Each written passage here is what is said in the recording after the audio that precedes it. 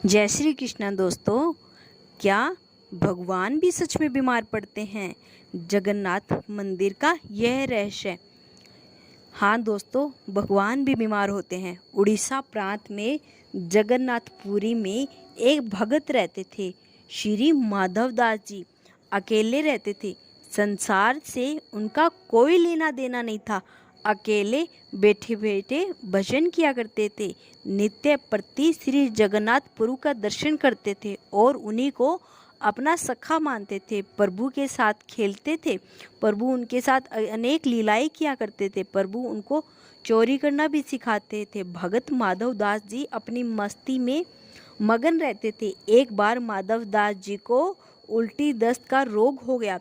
वे इतने दुबले हो गए कि उठ बैठ भी नहीं सकते थे। पर जब तक उनसे बना ये अपना कार्य स्वयं करते थे और सेवा किसी से लेते भी नहीं थे। कोई कहे महाराज जी हम कर देंगे, आपकी सेवा तो कहते नहीं, मेरे तो एक जगन्नाथ ही है, वही मेरी रक्षा करेंगे। ऐसी दशा में जब उनका रोग बढ़ गया, वो उठने बैठने में भी असमर्थ हो गए, तब भी श्री जगन्नाथ जी स्वयं सेवक बनकर उनके घर पहुँचे। माधव दास जी को कहा कि हम आपकी सेवा कर दें, क्योंकि इतना रोग बढ़ गया कि उन्हें पता ही नहीं चलता था कि कब वे मलमूत्र त्याग देते थे। वस्त्र गंदे हो जाते थे। उन वस्त्रों को जगन्नाथ भगवान अपने हाथों से साफ करते थे। उनके पूरे शरीर को साफ करते थे, उनको स्वस्थ करते थे।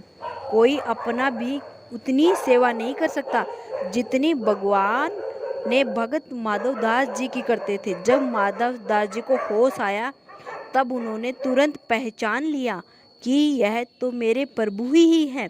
एक दिन श्री माधव दास जी ने पूछ लिया प्रभु से, प्रभु आप तो त्रिभुवन के मालिक हो, स्वामी हो, आप मेरी सेवा कर रहे हो, आप चाहते हो मेरा यह रोग भी तो दूर कर सकते थे। रोग दूर करते तो यह सब कुछ नहीं करना पड़ता। ठाकुर जी ने कहा, देखो माधव दास, मुझे भक्तों का कष्ट नहीं सहा जाता, इसी कारण तुम्हारी सेवा मैंने स्वयं की। जो प्रारंभ होता है उसे तो भोगना ही पड़ता है। अगर इसको इस जन्म में नहीं काटोगे तो उसको भोगने के लिए फिर तुम्हें अगला जन्म लेना पड़ेगा। और मैं नहीं चाहता कि मेरे भक्त को जरा से प्रारंभ के कारण अगला जन्म फिर लेना पड़े, इसीलिए मैंने तुम्हारी सेवा की। लेकिन अगर फिर भी तुम कह रहे हो कि तो भगत की बात भी नहीं टाल सकता। भक्तों के सहायक बन उनको प्रारंभ में दुखों से कष्टों से सहज ही पार कर देते हैं प्रभु। अब तुम्हारे प्रारंभ में ये 15 दिन का रोग और बचा है, इसलिए 15 दिन का रोग तुम मुझे दे दे। 15 दिन का वो रोग जगन्नाथ प्रभु ने माधव दास जी से ले लिया। वो तो हो गई तब की बात, पर भगत वत्सलो देखो, आज भी वर्ष में एक बार जगन्नाथ भगवान को स्नान कराया जाता है, जिसे स्नान यात्रा कहते हैं। स्नान यात्रा करने के बाद हर साल 15 दिन के लिए जगन्नाथ भगवान आज भी बीमार पड़ते हैं। 15 दिन के लिए मंदिर बंद कर दिया जाता है। कभी भी जगन्नाथ भगवान की रसोई बंद नहीं होती, पर उन 15 दिनों के लिए उनकी रसोई बंद कर दी जाती है। भगवान को 56 भोग नहीं खिलाया जाता। बीमार हो तो परहेज तो रखना पड़ेगा। 15 दिन जगन्नाथ भगवान को काढ़ों का भोग लगता है। इसी दौरान भगवान को आयुर्वेद काढ़े का भोग लगाया जाता है।